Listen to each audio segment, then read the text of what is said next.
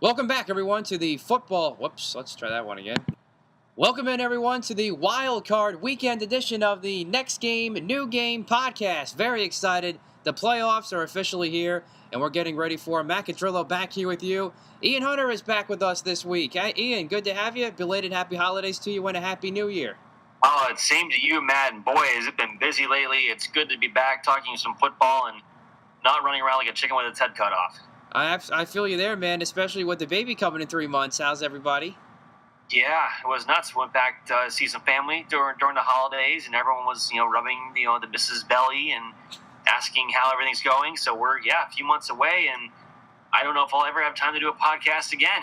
Yeah, so we're bracing for while we got you now before you get preoccupied with the kid coming. Well, maybe he'll enjoy you watching football, of course. You got to get that into him. No choice. The kid will enjoy watching football and hockey, and if it doesn't, he can sleep outside.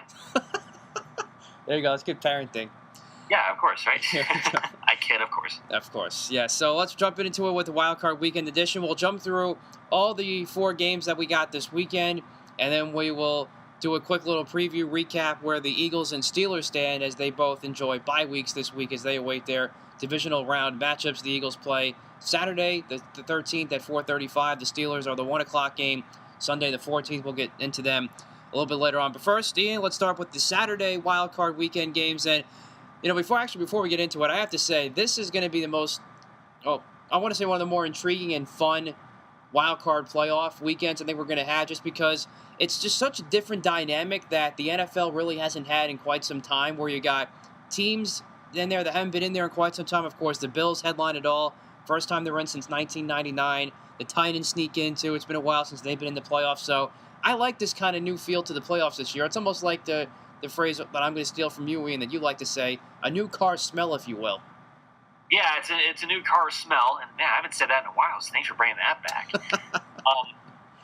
But I'm a little bummed out that the Chargers didn't make it, because I think that team is really playing really great ball. And if it wasn't for just a horrendous start, they would have been right there and probably challenging the Chiefs for that division a little bit more closely than they were.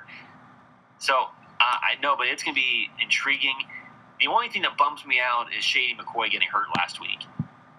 Puts the downer on Buffalo going against Jacksonville, because I think with Shady they have a legitimate chance. Without Shady, not quite as much. No, I totally agree. It's easily the biggest injury coming into this weekend.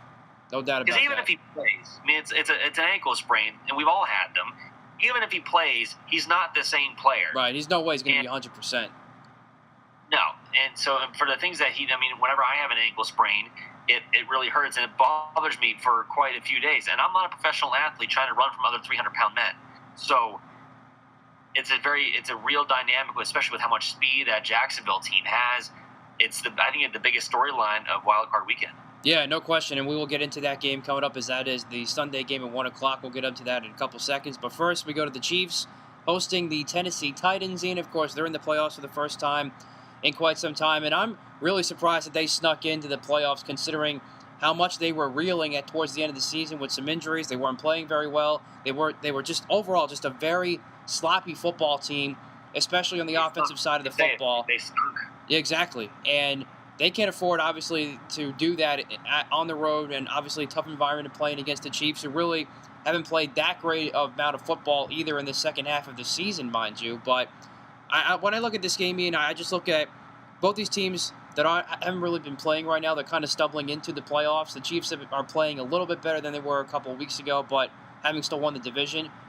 But I look at this experience, I think, is going to play a big factor in this game. Marcus Mariota's first playoff game in Kansas City, that really doesn't mix well. DeMarco Murray most likely is not going to play, so that hurts Tennessee's running game. The passing game's been so-so. Mariota has been iffy in terms of throwing the football, protecting the football, being reckless. And the Chiefs side of things, their experience, they've been there before. I think they'll be able to get the run game going. Kareem Hunt just won the rushing title. I think Alex Smith will have a pretty good game and take care of the football. I think it's going to be the biggest difference in this game. And just the Chiefs' experience, I think, is going to completely outweigh the Titans. I still think this could be a fairly competitive game, but I think the Chiefs, rather, are going to pull away in the fourth quarter and take this one. I wouldn't be surprised if Tennessee won this game, because it's playoff ball, and You hand the ball off to Derrick Henry 25 times. I mean, the offensive line for the Titans is not bad. They got some good pieces up there. So I think if they can control the ball and keep the ball out of that Chiefs offense's hands, this Chiefs defense, for as much skill as they have, they cannot stop the run. For whatever dang reason, they can't do it. So that's going to be an interesting dynamic of this game. Now, on the flip side, if you're Kansas City, you have resurrected your season by giving the ball to Kareem Hunt. So give the ball to Kareem Hunt. It's the playoffs. It's time to get your running back going. Kareem Hunt's got to touch the ball 20 to 25 times to get your play-action game going against a very inexperienced and somewhat defense that the Tennessee Titans have. So I think that this is Kansas City's game to lose. Everything points that they should win this game, but they got to stop the run. That's the almost and foremost thing they have to do. They have the pass rush, whatever. They got to stop the run, especially with this Tennessee team, because that's going to be their bread and butter. Right, I totally agree with that sentiment that this is Kansas City's game to lose, which we've seen them do so before, and because of the head coach. Now, obviously, I've always liked Andy Reid as a coach, but there are some times, some tendencies where he overthinks himself. He gets away from running the football, as you saw, and that cost them to lose games. And it still surprises me to this day. This goes back to his days with the Eagles, where he sees his success in running the football, but then yet he gets away from his team, loses a bunch of games, and then he goes back to it and he sees his team start finding ways to win again. So if Andy Reid stays committed to the run game and sticks to it early, then Kansas City wins this game. If they don't, like you said, Ian, then that opens things up for Tennessee. Because the last thing, if you're Kansas City, what you want to do is give Tennessee any confidence they can win this football game, because they'll jump right on that, as we've seen Kansas City do before, and then they do themselves in. So Kansas City, if they beat themselves, they lose this game. Like, within himself, and is the athletic guy that he is, that's going to be hard for Kansas City. That's a hard guy to game plan for, and Marcus Mariota is an X factor when it comes to his athleticism, but he has to take care of the football. So if you're Kansas City, run the ball, keep the ball out of their hands, control your clock. Listen, Alex Smith is a really good quarterback as long as he has some complementary pieces around him. So give the ball to Kareem Hunt. That's going to open up things for Travis Kelce. It opens up play action. It does all of those things that help quarterbacks along. And not that Alex Smith needs a ton of help. He's a good player. But you want to make sure your team is clicking on all phases when you enter the postseason. Absolutely. So we're both taking the Chiefs here? I got the Chiefs. All right. So we're both taking Kansas City over the Titans. Next game, new game on Saturday night. It's going to be an interesting NFC matchup in the first wild card game in the NFC. The Falcons, defending NFC champs, they sneak in on the last day by winning against Carolina at home. And they're going to take on an LA Rams team, Ian, that's got a lot of firepower offensively. The playoff debut for Jared Goff, facing the defending NFC champs. This is going to be a very interesting game, Ian, because you've got some guys banged up, some key guys banged up for the Falcons in Julio Jones and Devonta Freeman. And Freeman, to me, Ian, is really both running backs are going to be the key factor, I think, in this game, too, just because of how well LA runs the football. Todd Gurley's had an MVP caliber type of season. The speed that both teams have on the outside. This is a really evenly matched game. And it's going to me, when you have those types of evenly matched games, going to come down to quarterback play, whose defense makes a play at the end of the game. And if you have to go defensive side, you go to L.A. Quarterback-wise, you probably give the edge to Matt Ryan. Now, I haven't seen Jared Goff play in playoff-like atmosphere yet. So this past year, I might go Jared Goff. And, I mean, I know you were more of a Jared Goff guy coming out of Cal last year than you were Carson Wentz, but it was close. And I think Jared Goff has shown us this year of why he was as highly touted as he was. That's because he has a competent head coach. He does. And, hey, it's amazing what happens when you do that, right? Yeah, same when you look at Nick Foles and Case Keenum. It's absolutely amazing. You give them good coaching, they're actually half-decent quarterbacks. Yeah, it's incredible how that works out most of the time. But I think that this LA Rams team, they're not only clicking offensively. Everyone's talking about the offense and Todd Gurley and their quarterback, but that defense is playing really, really, really good ball. Aaron Donald is a one-man wrecking crew. You get him rolling, it could be a long day for that Atlanta offense. And I know they've got their offensive line's a really good unit, but they have those injuries, as you mentioned. That Rams defense, they're fast, they're athletic, they're playing in LA, which I understand doesn't mean a whole lot. But playing in your own home turf and not in the noise in Georgia is a big deal. So I give me the Rams in this one. Yeah, it's interesting point you make too about what the Rams defense brings, and I think a player on the Rams defense, Ian, that I don't think gets a whole lot of credit as enough as you should, is Alec Ogletree at middle linebacker. I think he's had a tremendous year as well for that Rams defense. And I think Devonta Freeman's injury is a lot worse than I think. So he clearly has not been 100%. I think that's really going to hurt the Falcons in this game. And I one of the reasons why I'm picking the Rams. But overall, I just like this Rams team. I think they're easily one of the most complete teams in all the NFL right now, having seen them just a few weeks ago when the Eagles were there. Could very well face them again. I think if you put the Rams in the AFC, I think that they are one of the top 2 seeds. I agree. I really believe that. I believe that they're a better team right now than either Pittsburgh or New England. I think it's a fairly good argument. Complete why? Yeah, just because I think especially because of what they bring defensively and just how dominant of a season Todd Gurley's had. And I think you put up any one of those Cooper teams. Kupp is an incredible possession. And I loved Cooper Kupp coming out of Eastern Washington. Again, you saw the toughness on tape, the hands. You're seeing some of that come through. And you know what? His size, that was one thing that everybody questioned. I even questioned it myself. But I think that toughness has outweighed it all, and that talent really has. He's had a tremendous season so far. Yes, and Robert Woods and Sammy Watkins have really, they drafted well last year, and then this year they brought the right free agents in. And I was very critical of the Rams. After the draft last year, I thought their draft was terrible. I didn't know what they were doing. And then you see kind of the plan in place, which is why I'm talking on a podcast, and those people are actually running an NFL team. So the Rams are, the only problem with the Rams is that the NFC is so good, I don't know what their chances are of making it past Wild Card weekend.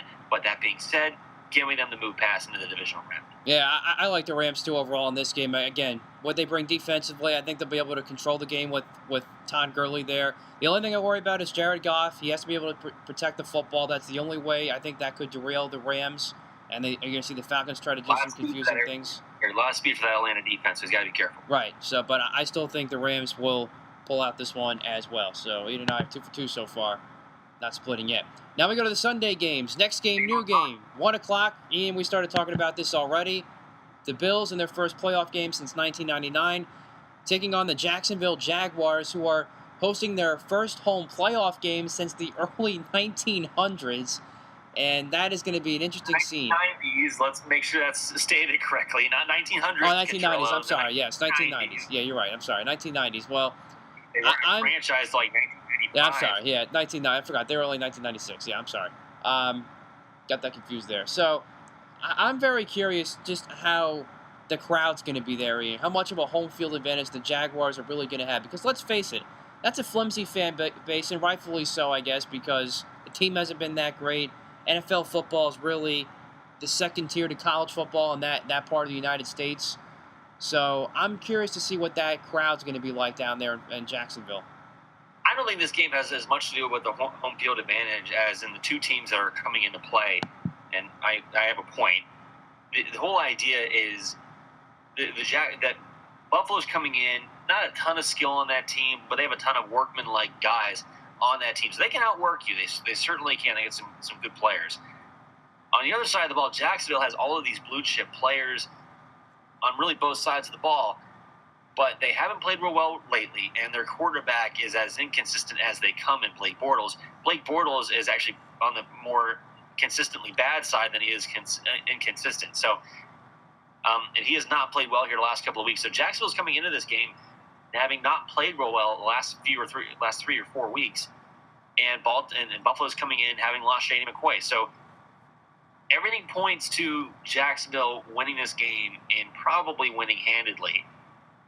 That being said, there's always something about that workman-like team that finds a way to keep games close and gives themselves a chance in the playoffs. I know that everyone's been a big critic of Tyrod Taylor. Me? I'm a Tyrod Taylor guy, but Tyrod Taylor's a better player than we give him credit for, and he's finally going to get his opportunity to show that. And I understand how great this defense is for Jacksonville, and I think it could be kind of a topsy-turvy game, but man.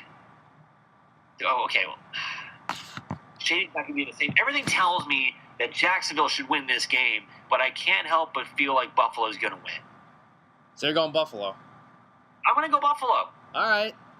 I like it.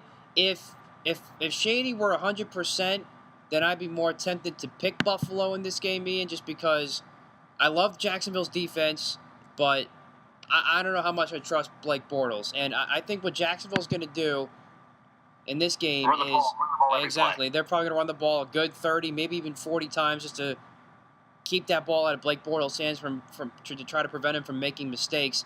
And it's very key. To win this game 7-3, they'll be really happy. Well, you know what? I think it's going to be a low-scoring, ugly game, Ian, just because of where both these quarterbacks stand, and both these teams are down a couple of guys. Fournette's been a little bit banged up, but he's in a little bit better health, obviously, right now than Shady McCoy.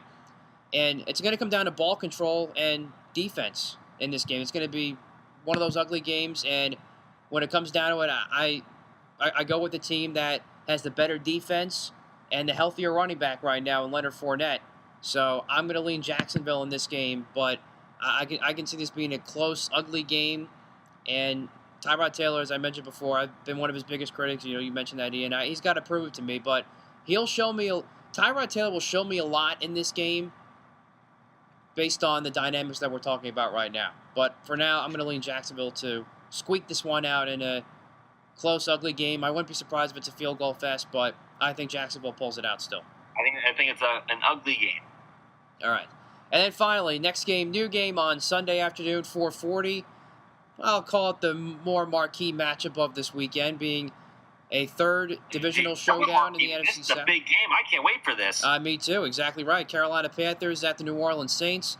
Saints win the division after Carolina loses in Atlanta, so New Orleans has the home field advantage. I think that's a really big factor in this game. I would agree.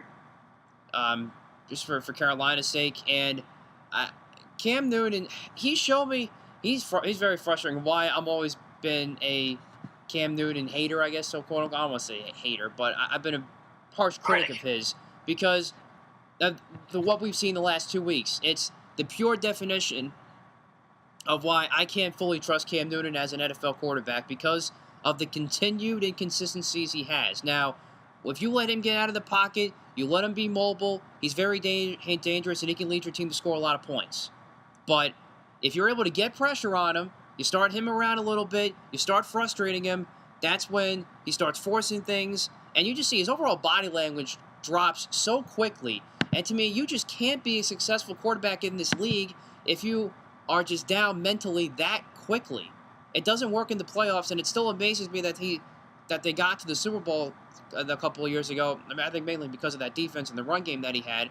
But you come back to it, fast forward to this year, these last couple of games, and this is what you're getting again. And now you're facing a New Orleans team that has a run game now with Drew Brees playing some of his best football at 39 years old, and a Saints defense that's better. And they're at home now. And coming off that game last week and the week before, I just haven't liked what I've seen from Cam Newton these last couple of weeks. And so I'm going to lean the Saints in this one. I still think it'll be rather competitive because both teams know each other very well, especially now it's the third meeting between both these teams. And I think Teddy Bruschi on NFL Live today said it best, especially when it comes to these third meetings with divisional opponents, is the mental toughness really becomes the biggest factor of it all. You can throw everything else away. The mentally tough team's going to win this game. There's no game plan that these teams haven't seen. Exactly right. They know what everyone's going to do.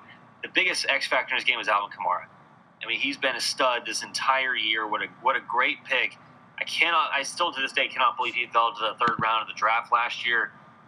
A guy that was so highly touted, but he's been so great this year.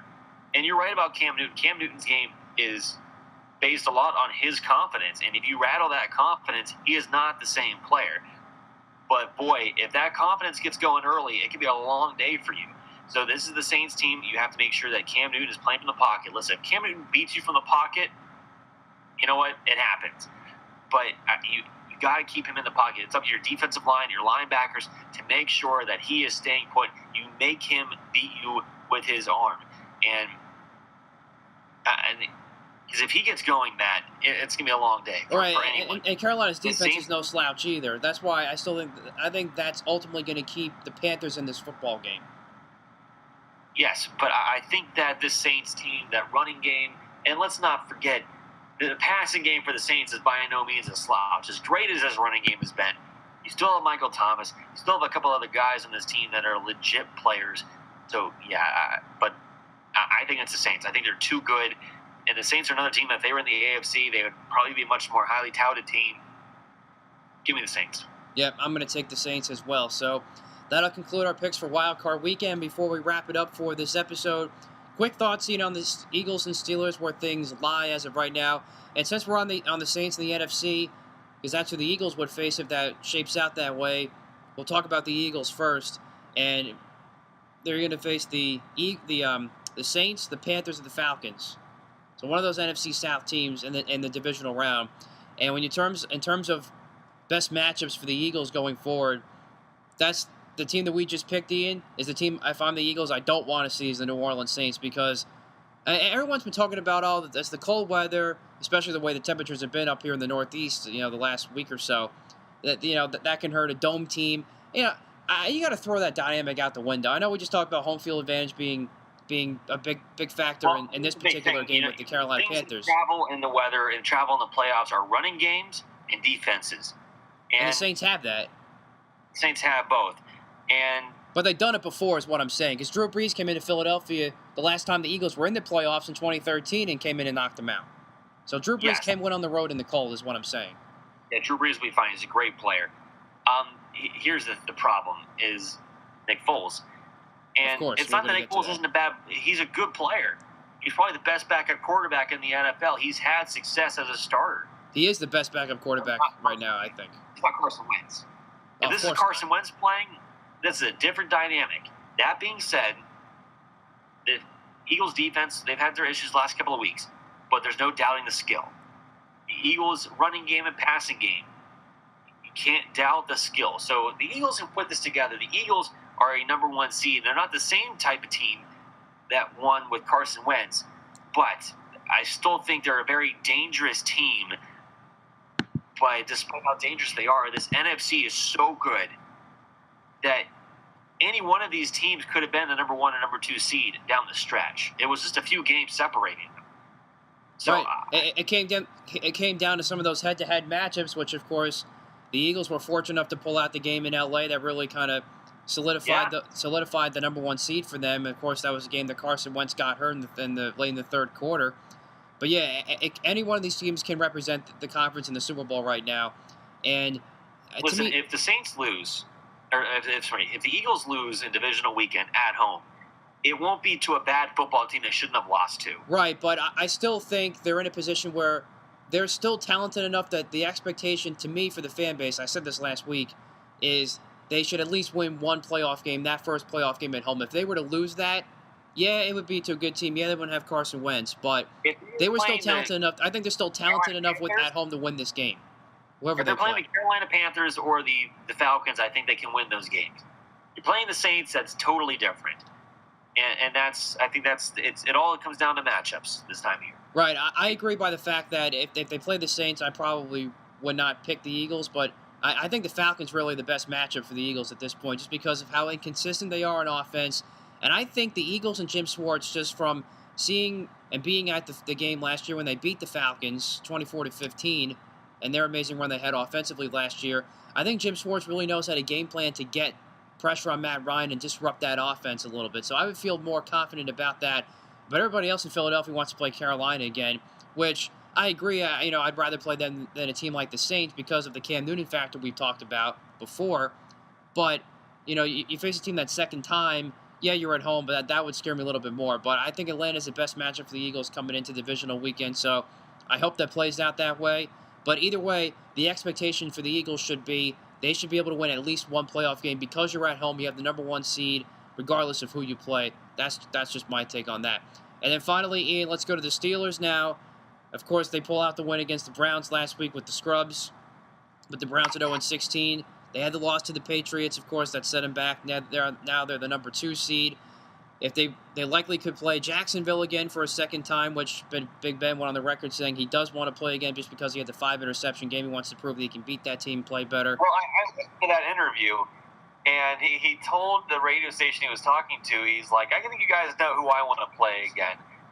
And that's the competitor. I mean, whenever someone gets you like that, you want another shot at them. I don't know if I want another shot against that defense, though. That defense matches up really, really well against Pittsburgh. But that being said, Pittsburgh right now is a team that I still don't think they've played their best ball. And you get Antonio Brown back, that's huge. But this is a team that, it's in the playoffs now. So you need Ben Roethlisberger and Le'Veon Bell to take over on offense, which they have. You need this defense above all else. They have to limit the big plays. You can't have all of these big plays again and again and again because you are going to be eaten alive. And Tom Brady showed it already. So you have to tackle well. You have to not give up big plays. This is not some huge thing I'm mentioning. These are little things that you have to do in order to be successful, because if you don't, the Steelers will lose to whomever they play next week. If they don't tackle well, if they play the same way that they have the last 3 weeks on defense, they will lose. I don't care how many points the offense puts up. They will lose that game. I think the biggest loss, obviously Antonio Brown's been a big one, but let's face it, they have enough weapons to keep themselves afloat offensively. Defensively, Ryan Shazier's absence has been huge. I think it's one of the reasons why you're seeing a lot of big plays being given up. And just overall, that the whole mojo that this Steelers defense had at the beginning of the season prior to Shazier's injury is just completely gone right now. They're a different defense without him, but that's the same for any great player on a team. But they were having these issues with Ryan Shazier, so this is an issue that they have to rectify. And this is not a player issue or anything like that. This is an execution issue of you have to be smart, use your head, use your eyes, and these are things you have to do whenever you're playing. And I don't know if they'll do it. I really don't. This is a team that can win a Super Bowl. They got the talent to do it on both sides of the ball. But they have to. You can't give up the big plays. Right, and some holes on special teams too has been a little bit of an Achilles heel all season for the Steelers as well, especially with a lack of a kick return some game. Of those. I mean, their special teams has been pretty good. I mean, all things considered, but you have to tackle. At the end of the day, you have to tackle. Right, no question. So we'll see where both the Eagles and the Steelers lie with their divisional matchups next week after what we see from Wild Card Weekend, and we'll be talking about it right here on the show. Ian, glad to have you back on the show, and hopefully we'll be back next week talking divisional weekend for both the Eagles and the Steelers, and of course the rest of the NFL. Well, one can only hope, Matt. All right, so there you have it. So remember, you can follow the show on Twitter at NGNG_NFL. Ian's on Twitter at B104_Hunter. I am at MCatrillo on Twitter. And you can see all of our show archives on our YouTube channel, which is at Next Game, New Game. So make sure you check all those out. That's going to do it for the Wild Card Weekend edition of the show. For Ian Hunter, I'm Matt Catrillo. This has been the Next Game, New Game podcast.